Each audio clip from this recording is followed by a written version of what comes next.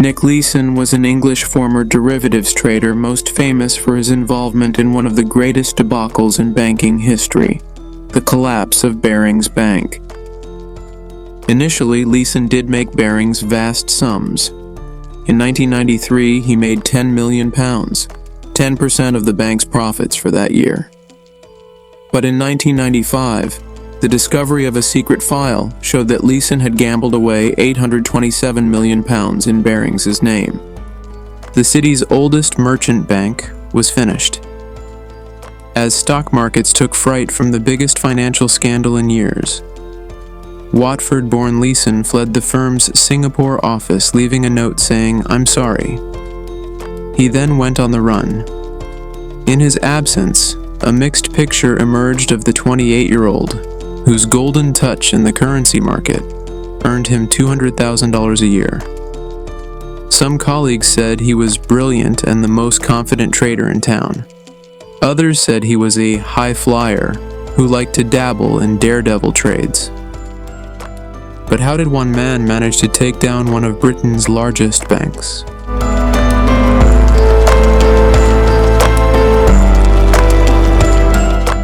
Nick Leeson was born in Watford, England in 1967 to a plasterer father and a nurse mother. Rather than attending college after secondary school, Leeson started work as a clerk at Coutts Bank, where he settled paper checks, crediting and debiting client accounts. He continued to forge ahead in the financial services industry, starting in the Futures and Options Administration Department of Morgan Stanley. Founded in 1762, Barings Bank was a United Kingdom institution with worldwide reach. Even the Queen of England had an account there. Barings had a wonderful franchise, particularly in Britain, but it was certainly smug, it was certainly arrogant. It had always been at the heart of the establishment. It had always been regarded really very special. Would be happy to say that I'd never heard of Barings. But it was a famous old bank. So, there's no Barings in Watford. It was in this renowned institution that Nick Leeson will pursue his career after his time at Morgan Stanley. Nick soon found out that the prospects of continuing to grow in London were limited and moved to Indonesia. There, Nick met his future wife Lisa, and together they moved to Singapore. You don't sort of wake up one day and think, I'm attracted to Nick, because you just grow on each other. Things that things that Nick could make me laugh. He is quite funny, he does make you laugh. And he is quite friendly. How ambitious was he? Very. You could just tell, the minute you, like I said, you're working with Nick, he was in control of everything and very ambitious, and he wanted to get things done. This finally gave Nick his chance to work in the stock market. He was quickly promoted to the trading floor and appointed manager in Singapore, where he traded on the Singapore International Monetary Exchange, SIMEX. Ambitious and ready to do anything to make a name for himself within this prestigious institution, Nick Leeson multiplied risky operations and gradually climbed the ladder. He was an aggressive trader, making large profits in speculative trading. After only 1 year in Asia, Leeson had brought in a whopping £10 million for Barings, roughly 10% of the company's total profits in 1992. He did so by buying and selling futures of the Nikkei 225. This is an index of 225 of the largest companies on the Tokyo Stock Exchange. His superiors in London reveled in the immense profits, putting absolute trust in the trading whiz kid. Meanwhile, Nick and his wife Lisa basked in the opulence that the hefty £200,000 salary supplied. Nick is a really cool person on the floor, you won't believe it. And everybody is all excited and anxious, and he would be just holding the line, and then he just report the figure to the line, on the other line. And then the next moment, once he get instruction of selling or buying, he would go shouting to the boy on the floor, and they will all listen to him, and they will do it very fast. And maybe within a minute or whatever, he could have buy 500 and sell 500 lots. He's real cool, real cool. It was hard work, there was a lot of pressure. I prefer the pressure, more than anything else. Whether it was the excitement, I can't really say. What was remarkable is that Nick was barely supervised and even had double duties, trading on the exchange and then processing the administration. Because there was no separation of functions, Nick could do whatever he wanted, which made it possible for Nick to conceal loss-making positions. His first major challenge was a £20,000 loss made by one of Nick's traders. It was at this point that the 5/8 error account emerged. The sequence was created because 8 is a Chinese lucky number, and each account must have 5 digits. Leeson did not wish to lose his reputation for infallibility or his job, so he hid the loss in an error account. Leeson attempted to make back the loss through speculative trading, but this led to even bigger losses, which again were hidden in this account. He kept doubling up his bets in an attempt to get out from under the losses. From the first time that I do anything, I'm not expecting to survive anything more than 2 days. To me, it's obvious. If they can't see it after 2 days, then who says they're going to see it after 200 days, 500 days, 1,000 days? You don't get confident, but you're getting away with it. Leeson should have been managing a cash-neutral business.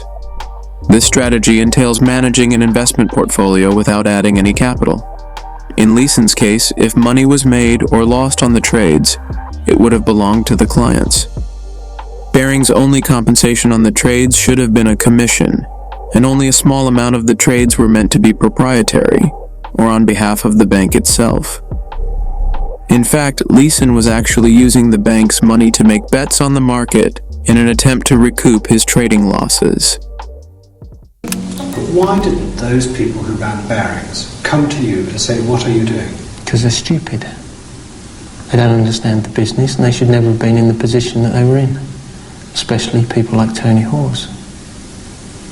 He was supposed to be controlling the global treasury function. He was supposed to understand derivatives. He didn't. And he would pay the money every single day and would accept, pretty ridiculous explanations from me. In late 1993, the losses in the secret account that Leeson was maintaining exceeded £35 million.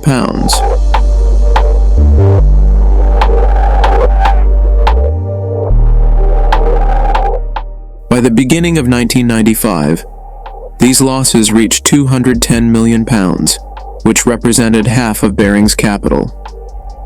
Eager to wipe out these very large losses, on the evening of January 16, 1995, Nick made a colossal trade, $7 billion, betting that the Nikkei would not fall overnight. Normally this would be considered a low-risk trade, but on the evening of the 16th of January, an earthquake struck Kobe. On the morning of January 17th, the Nikkei price collapsed and so did the traders' positions. Nick Leeson tried to make up for it by trying to make a quick recovery in the Nikkei, but this did not happen. Nick's losses reached an abysmal $1.4 billion, which was twice the bank's capital. It was bad, but again, it's living to fight another day, really. I mean, without the choice of running away from it, I had to... Barings was still paying me money, don't forget. He was still paying me masses of money, we'd ask for sometimes for $100 million. They'd pay it. With such large losses, one would wonder why Barings did not intervene. On the one hand, Nick was lucky that every attempt at control, in often curious ways, fell his way. For example, for audit purposes, the bank sent from London to Singapore the director of Barings Brothers, who was in charge of internal audit and got to the bottom of everything. This audit was bound to catch Nick out and start asking questions for clarification of the losses posted to account 5/8. Fortunately for Nick, this person was called back to London a day before the audit and the replacements were less sharp, allowing Nick to still pull the wool over Nick's eyes. On the other hand, it was also the bank itself that did not see the need to intervene. After all, Nick was Barings' revenue model. While there was a silence that there was no such thing as segregation of duties, Barings did not want to incur costs by hiring additional staff or risk jeopardizing their upcoming bonus. In addition, money was constantly being transferred from London to Singapore. Nick indicated that he needed this to take the positions on the stock exchange, when in fact he was using the money to cover the losses. Eventually, the assets in Singapore were many times higher than allowed. In late 1994, his wife Lisa was stunned that while celebrating Christmas in London, Nick did not want to return to Singapore. What she didn't know is that moments before, Nick had received a call from Singapore about an unexplained position of 7.78 billion yen, equivalent to $79 million, which made it impossible to reconcile the 1994 financial statements. In the hunt for survival, Nick then did the impossible. He forged the signatures of Spear, Leeds, Citibank, and Barings Bank to ensure that this amount could be classified as credit paid to Barings. This filled the gap in the financial statements. Nick sent the forged endorsement from his flat to the accounting firm Coopers & Ampel Lybrand, who accepted the statement, even though the fine print at the bottom of the letter stated that the fax was sent from Nick and Lisa's flat. Investigations later revealed that Peter Norris, CEO of Barings Investment Bank, and James Bax, managing director of CEO, should have suspected that something was seriously wrong with this loan. How shocked were you by the lack of control in that when you got in there and began to work there? I was shocked. Because I didn't feel that it should have been allowed to reach that point. So senior managers within Barings Bank knew that there were vast differences between what Leeson was asking for and what you were being given, yet you were never told? Yeah.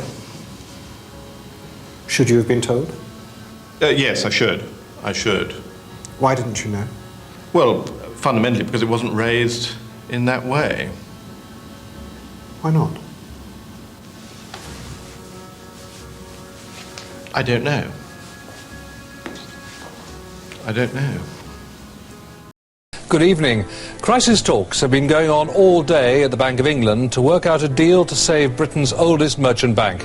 After a failed bailout attempt, Barings Bank went bankrupt on February 26, 1995, and was purchased by the Dutch bank ING for £1, taking over all of Barings' liabilities and forming the subsidiary ING Barings.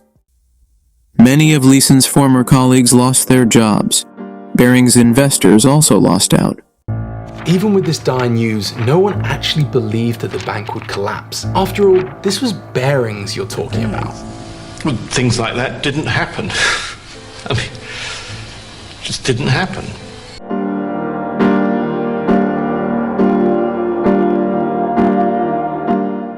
The Kobe earthquake ended Nick Leeson. The stock market collapsed and Nick Leeson left a bill on his desk saying, "I'm sorry." He then fled with Lisa to Malaysia on Thursday, February 23, 1995. Afraid of the trial that awaited him in Singapore, he tried to flee to London with the hope of being arrested and tried there. However, he just barely managed to reach London and was arrested in Frankfurt. After a months-long trial, he was transferred to Singapore. It was there that he was convicted for forging documents, falsifying records, and hiding losses. In December 1995, a court in Singapore sentenced him to 6.5 years in prison. Lisa, his wife, got a job as an air hostess to be able to visit him regularly. At first, their marriage survived the strain of being apart, but she eventually divorced him. Within months, Leeson was diagnosed as suffering from colon cancer. Finally released in 1999, and despite his return to the UK bringing a realization that the high life had been swept away, he was effectively homeless and without a job. Nick enjoyed a fairly hedonistic first year seeing friends and family, but also continuing his cancer treatment. In 1996, Nick Leeson released his gripping autobiography Rogue Trader, recounting his experiences at Barings.